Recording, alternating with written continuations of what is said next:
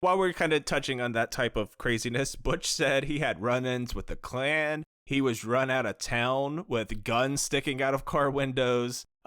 And then in his shoot, he was like, that's all water under the bridge now. Just real fucking chill about it. Yeah, I can forgive all these racists and all these people threatening my life. Do you know what? Nord trying to get in a locker room fight with me? Fuck him. Fuck him.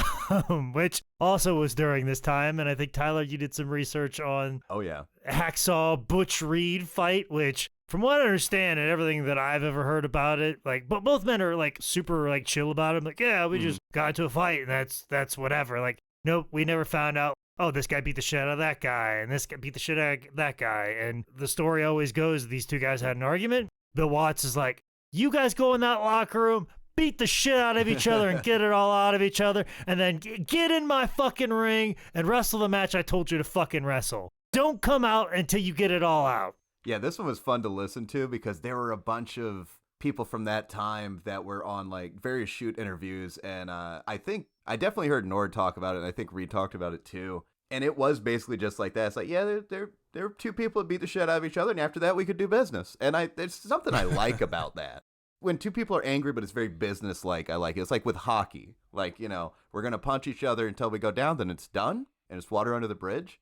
Listening to Berserker shoot interview on it, there's a little clip online where he talks about how he doesn't like to smoke weed. And he's like, you know, I'll drink, I'll do steroids, I'll even do crack cocaine, but I will not smoke weed. And I don't know if the crack cocaine thing was a joke or not. I don't know enough about Berserker's career. That might be how you get the Berserker no, moniker. He definitely did. He definitely got caught with it. There's a whole crime and sports episode on it. So yes, that is. Well, thank God he's never smoked weed more than this, because it apparently sent him into such a rage that he admitted it was his fault. He put all the fault on himself. He said that he was being disrespectful as a young guy coming in, and he was like sitting in a corner and basically telling Reed, like, hey, I'm not going to do all that shit. Like, we're going to do things the way I want to do it. Fuck, I don't care how long you've been in the business. I'm going to do my thing. I know better than you, blah, blah, blah, blah, blah. And Reed wasn't even a big fighter. He kept, I don't really like how Berserker presented this either, because he first of all tries to pawn everything off on the weed.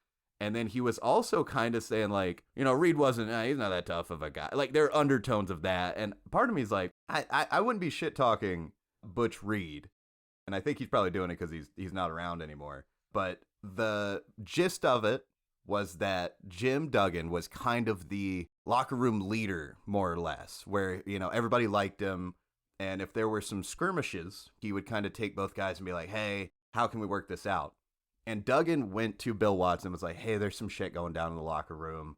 You know, Butch Reed and Nord don't like each other. You know, what do we do? And I think Bill Watts more or less was like, all right, we're going to lock these two guys in a room. And Duggan might have been in there, I don't recall. And from what I heard, both guys got some good licks in. Nobody went down. After a few minutes of beating the shit out of each other, they looked at each other. They're like, all right, we're good now. And they left. Never another problem.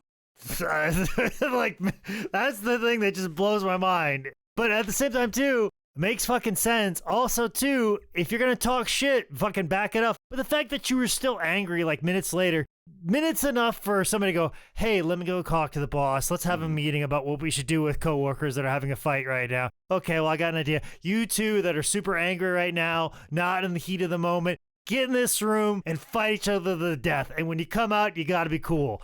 And guys are like, all right, cool. Like, they're lucid enough to be like, this sounds like a compromise. Let's go in here and beat the shit out of each other. And just do that and then get past it, which leads me to believe that they might have done some really nasty shit to each other. And they're like, what the fuck have we done? This is stupid.